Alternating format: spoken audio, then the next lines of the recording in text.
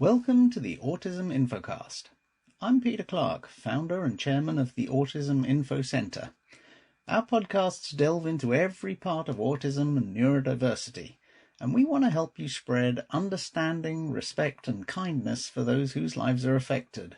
Whether you're autistic yourself, or whether you know or care for someone who's autistic, or maybe you just come into contact with autistic people in everyday life.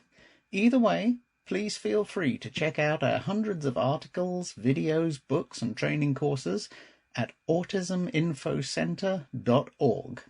And I'll leave you now in the capable hands of today's hosts, Jemima and Theo. Over to you. Welcome to the podcast. Today we're diving into the just incredible richness of human experience. We all have our own unique personalities, different tastes, totally varied skills. And what's really fascinating is how this natural variation extends right into how our brains actually work, something often called neurodiversity.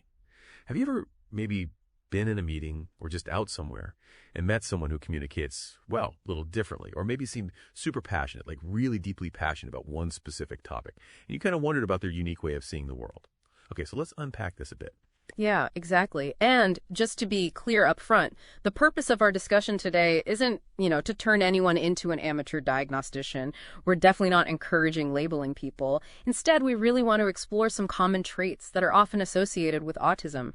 But the goal here is really to help build greater empathy, maybe more patience, and just better understanding in our everyday interactions. It's fundamentally about shifting our own perspective, right? Moving away from maybe unconscious judgment or bias and towards, patience and kindness, so you can interact more fairly, more inclusively with all kinds of neurodiversity. That's such a critical point, because the first step, absolutely, has to be about understanding, not labeling. Yeah. And we really need to stress that a formal diagnosis of autism, well, it's incredibly complex. It's a multifaceted process. It's carried out by a team, highly trained specialists, pediatricians, psychologists, maybe neurologists, and it can often take a really long time to get that diagnosis. So it's definitely not something you can just decide after chatting with someone for 5 minutes. Precisely. And what's key here, I think, is that autism is a spectrum condition, which means it affects every single person differently. There's that saying, you've probably heard it. If you've met one autistic person, you've met one autistic person.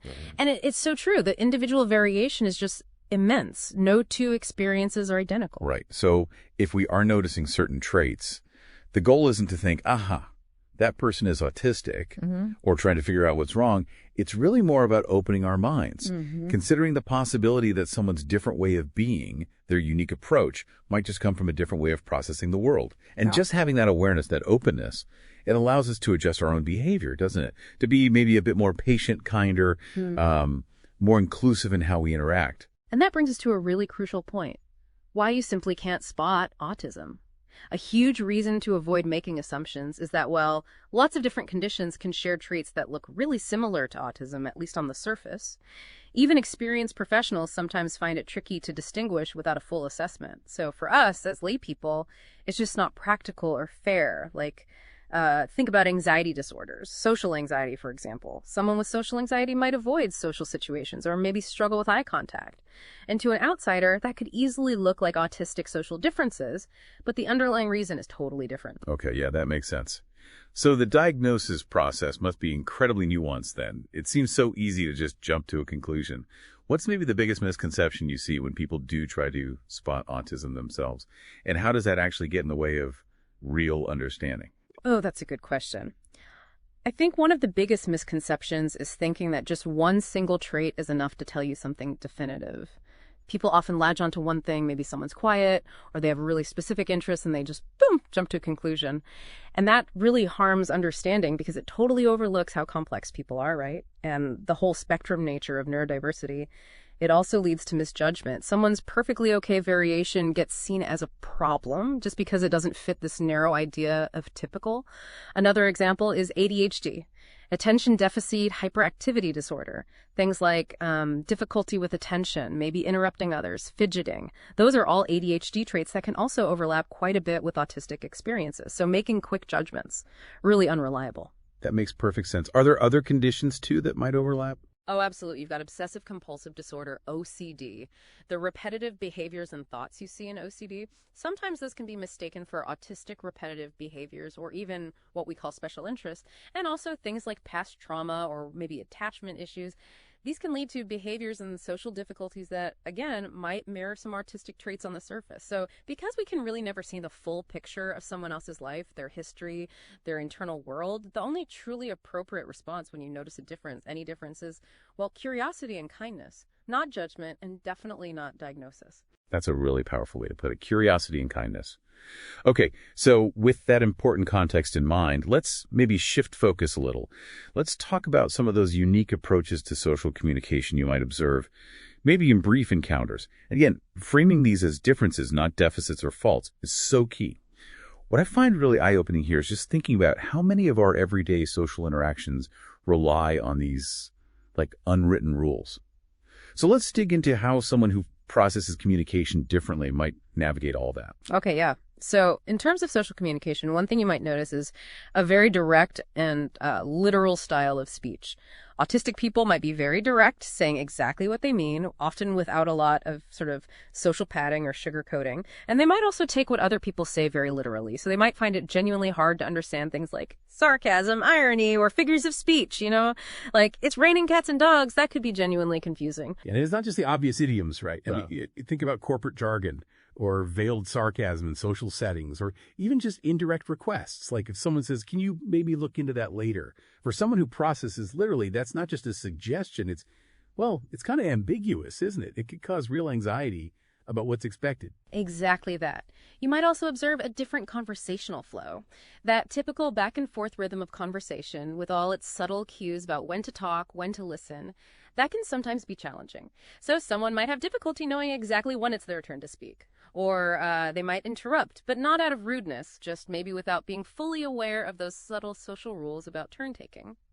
And then there are differences in nonverbal communication, too. Autistic people often find it harder to interpret nonverbal cues, things like body language, facial expressions, tone of voice.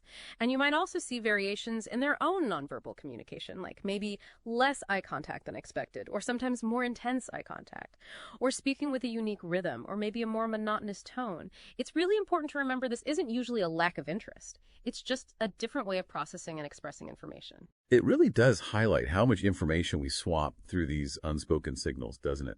Things that many of us just take for granted.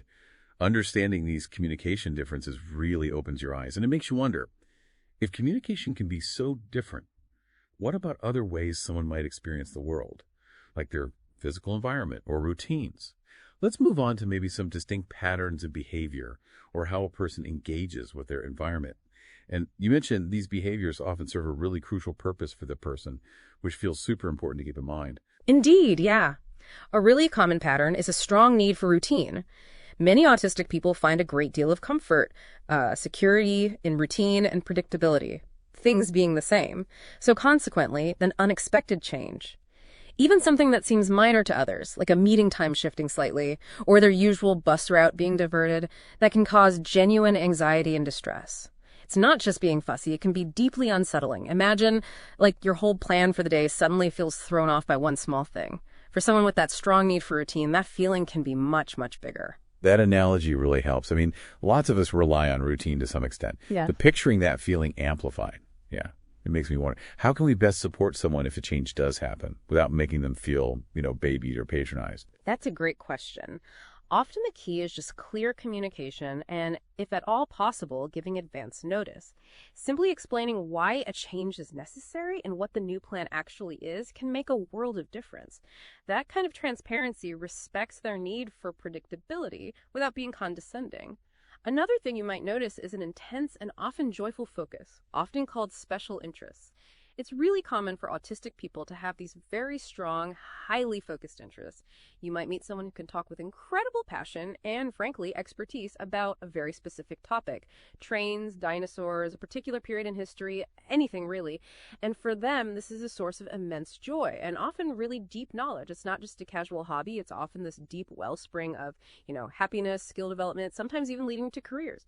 We sometimes think of special interests as maybe niche or odd, but for many autistic people, it's how they find flow, how they develop amazing expertise, and how they bring really unique perspectives that, honestly, others might miss. Yeah, like someone who knows absolutely everything about, say, the London Underground network, or every single detail of a sci-fi universe, or the complete works of a composer. That kind of deep dive, that passion, it's actually really inspiring when you see it. Absolutely. And then there are repetitive movements, often known as stimming. You might observe different kinds, maybe hand flapping, rocking back and forth, spinning objects, or maybe finger flicking.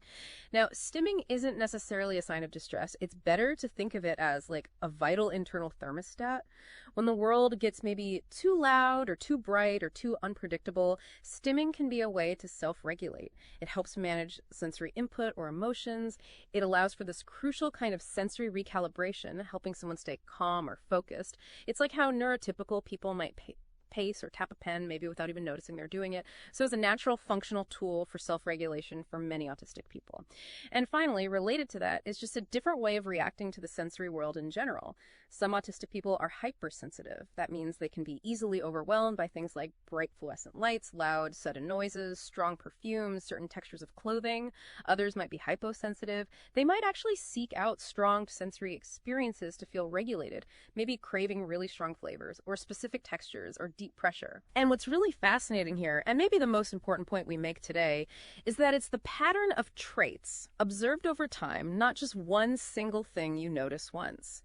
Seeing one characteristic by itself means very little, really. Lots of non-autistic people dislike loud noises, right? Yeah. Or have passionate hobbies. It doesn't mean anything on its own. However, if you notice a combination of several traits consistently over time, for instance, maybe someone who tends to speak very literally and has that intense interest in trains we mentioned and often rocks gently when they seem overwhelmed and struggles quite a bit with unexpected changes in their schedule, well, then it's reasonable to just consider the possibility they might be neurodivergent. But again, and this is crucial, this consideration isn't so you can label them. It's purely to guide your own response to them. Exactly. So what does all this mean for you listening right now? If you recognize some of these traits in someone you interact with, a colleague, a neighbor, someone you meet socially, the goal is never, ever to conclude, oh, that person must be autistic. The kindest, the most helpful, and frankly, the most accurate response is simply to hold that possibility gently in your mind. Okay, maybe this person experiences and processes the world differently than I do. That's it. And that subtle shift in your own perspective, it can honestly change everything about how you interact. It encourages you to be more patient, perhaps, if someone takes a little longer to reply in a conversation. Give them that space. It might prompt you to be clearer, maybe more direct in your own communication. You might consciously decide to skip the sarcasm or the vague jargon, and it can help you see that a behavior like stimming isn't weird or distracting, but actually a functional, important part of that person's way of being in the world.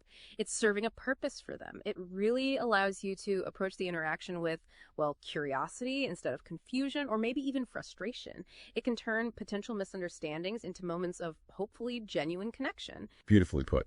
By choosing understanding over assumption and choosing patience over judgment, we can all play a part in creating a more compassionate, more inclusive world. A world hopefully free from quite so many preconceptions, biases, and just incorrect assumptions. So here's a final thought maybe to mull over. Just consider how much richer our interactions, our workplaces, our communities could be if we universally approach differences not with judgment, but with genuine curiosity, with a willingness to adapt our own interactions, even just the smallest ways. Thanks for listening to this Autism Infocast from the AutismInfoCenter.org. Thank you, Jemima and Theo. I'm sure we've all learned something there today. Don't forget to visit AutismInfoCenter.org to hear our other episodes, browse our library of articles, see our inspiring range of books, watch our videos about autism and neurodiversity, and find out about training courses that can help you or your organization make the world a safer, happier, and more meaningful place for us all. If you've enjoyed what you've heard today, please feel free to spread the word about Autism Info Center. A quick mention on your socials is always appreciated.